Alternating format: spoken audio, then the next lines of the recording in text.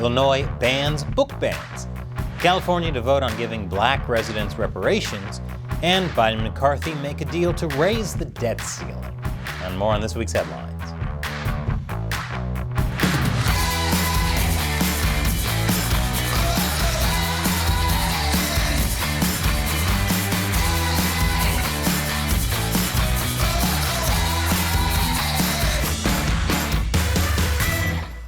America Uncovered. I'm Chris Chappell. The Illinois House and Senate passed a law that would defund libraries and schools that remove or restrict books. They're calling it book banning. Though I'm not sure removing a book from a school or library really counts as banning when you can still buy the book at your local bookstore. Actually, maybe they have a point. While Illinois has seen 67 attempts to restrict books in the state in the past year, it pales in comparison to places like Texas, which successfully removed hundreds of books from school libraries. Florida has also been leading the charge. The books that are being banned from K-12 school libraries deal with LGBTQ topics and sometimes are so pornographic that when DeSantis held a press conference showing images from some of the books, local media had to cut their feed. According to health experts who spoke to CNN, cases of human metapneumovirus, or HMPV, are on the rise. The illness has similar symptoms to COVID and the flu, but doesn't have a vaccine. Wow, you know what that means. COVID is officially over. CNN milked that cow drier than a desert lizard with psoriasis, so now they're looking for their new hot virus to get people to scare watch them around the clock. Mpox didn't really get the ratings they were hoping for, so good luck to HMPV. Although if you are watching CNN around the clock, you should probably also get tested for Trump derangement syndrome. It's not a life-threatening ailment, but it's pretty annoying. Speaking of Donald Trump and CNN reported that federal prosecutors have an audio recording of Trump talking about how he held on to a classified Pentagon document that details a potential U.S. attack on Iran. This, according to CNN, contradicts his claim that he declassified all the documents found in his Mar-a-Lago residence. I say according to CNN because as of this recording, the audio hasn't been released. And CNN acknowledged they haven't heard it either, but say they had it described to them by multiple sources. And that's good enough for me. I mean, when has CNN ever reported anything misleading about Donald Trump? Everyone loves and trusts CNN, so I'm sure they're on the level here, just like they were every time they talked about Russia collusion. Speaking of Russia, Russia issued an arrest warrant this week for U.S. Senator Lindsey Graham. This stemmed from Graham traveling to Kiev and visiting Ukrainian President Volodymyr Zelensky. In an edited video released by Zelensky's office, it appeared Graham said he was happy that U.S. aid went to weapons used to kill Russian soldiers. Bipartisan support, Congress, and really big thank you so much. Bipartisan support. Yeah, big support, very important. The best money we've ever spent. Graham responded to this arrest warrant by saying he would wear it as a badge of honor. And probably a selling point to all the defense contractors bankrolling his campaign super PAC. Russia also threatened to launch missiles at Alaska. But considering that certain places in Alaska at certain times of the year experience weeks of uninterrupted night, maybe threatening to light up the place isn't that threatening. Gee, thanks. You cured my seasonal affective disorder. More after the break.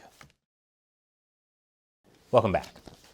According to a research team, New York City is sinking at a rate of 1 to 2 millimeters a year, partially caused by the massive weight of all the buildings and structures. And New York isn't the only city that's sinking. Satellite images show San Francisco is also sinking, concentrated mainly around its largest buildings. They're sinking into the earth? Man, when people say New York and San Francisco are hellholes, I didn't realize they were being literal. The lead researcher of the U.S. Geological Survey that concluded New York is sinking said, "It doesn't mean that we should stop building buildings. It doesn't mean that the buildings are themselves the sole cause of this. There are a lot of factors. The purpose of this study was to point this out in advance before it becomes a bigger problem." Bigger problem? The city is sinking as ocean levels are rising. And you think that's a problem? The only problem I see is that it'll take hundreds of years before people in central Queens' house values skyrocket when they become beachfront properties.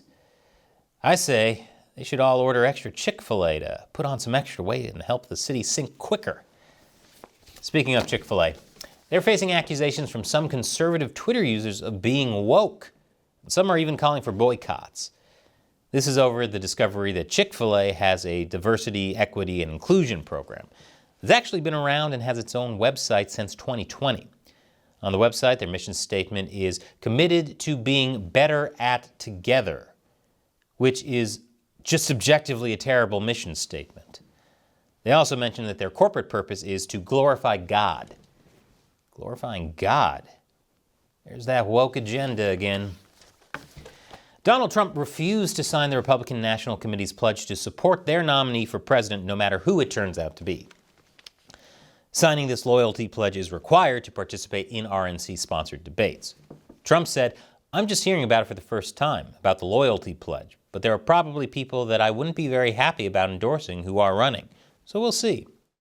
That's got to hurt the RNC's feelings because Trump will endorse anything. Well, as long as it has his name on it. Oh, this just in. Ron DeSantis has changed his name to Ron DeTrumpus. But speaking of Ron DeSantis, Florida's Protection of Children Act, which prohibits children from being present at an event with sexual content, led to a furry convention in Orlando making the event 18 and up. Like so-called book bannings, this is another controversial issue. Some feel this policy is fun policing, depriving marginalized youth of safe spaces, while others feel exposing children to potentially sexual content is harmful at best and grooming at worst. But I think the bigger issue that everyone's ignoring here is the real danger of several hundred people in full-body fursuits in 100-degree Florida weather with humidity. That smell is such a war crime. Russia's like, even we wouldn't stoop that low. Grooming is such a heavy topic. Let's move on to something lighter. Racism. California's Reparations Task Force voted on their final recommendation for distributing payments to Black Californians to make up for racial injustices. The proposal could cost the state as much as $800 billion. For context, California's 2023 to 2024 budget is only about $300 billion. But don't worry, the task force said that California could make down payments on the reparations. Wow, I didn't realize you could get justice on layaway. This feels like Wimpy from Popeye saying, "I'll gladly pay you Tuesday for some social justice today." California Governor Gavin Newsom has been hesitant to support reparations, saying the state is already investing billions of dollars into fighting inequity. He also said dealing with legacy is about much more than cash payments. However, the Reparations Task Force said reparations should include not only an apology, but cash or its equivalent. They even went so far as to break down mathematically how much each Black Californian is entitled to based on how long they or their family lived in the state during specific time frames and how much they were affected by 5 categories for ongoing harm to African Americans: health harms, mass incarcerations and over-policing of African Americans, housing discrimination, unjust property takings by eminent domain, and devaluation of African American businesses. Many feel the $800 billion price tag is too much, while some feel it's not enough. And even more money will be needed to properly address systemic and historic racism. While Newsom started this task force with good intentions, it could turn into a political nightmare for him and Democrats in general, who may seem like they're either not doing enough, being financially irresponsible, or breaking a promise. Possibly even all of the above. Although to be fair, not doing enough, being financially irresponsible, and breaking promises are the 3 tenets of the Democratic Party, so this is at least on brand. The California legislature will vote on whether or not to give out reparations and how much by July 1st. There are a lot of unknowns surrounding this, but the only thing that is for sure is that Rachel Dolezal is smarter than any of us gave her credit for. We all thought she was crazy. Yeah, crazy like a fox. She's been playing the long con this whole time. And even though she's not from there, she identifies as Californian. Pay the lady. And after the break, the NIH renewed a contract with the research group that worked with the Wuhan virology lab. Welcome back. The National Institutes of Health, or NIH, renewed a $2.3 million contract with scientific research group EcoHealth Alliance to research bat coronaviruses.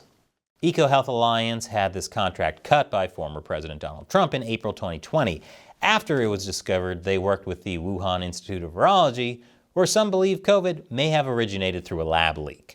You know, that idea that was called a fringe conspiracy, then plausible, then likely? For more on that, check out my other channel, China Uncensored, where I discuss this for 3 straight years. EcoHealth Alliance will continue working with the Wuhan Institute of Virology, but promise not to subcontract work to China or perform gain-of-function research. And I totally trust them. What's the worst that could happen?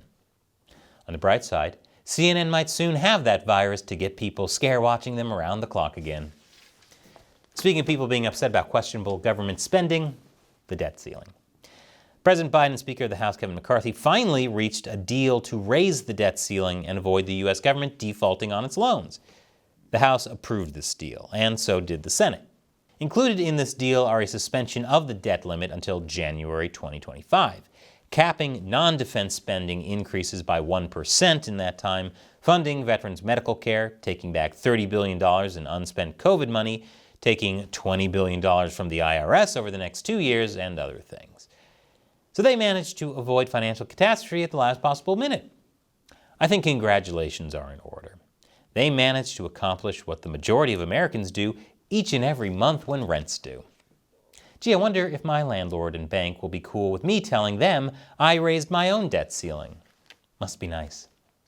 While the deal passed, many members of both parties were upset with parts of it. I think that's called compromise. Democrats are upset with changes made to the National Environmental Policy Act, which will speed up the process of starting new energy projects.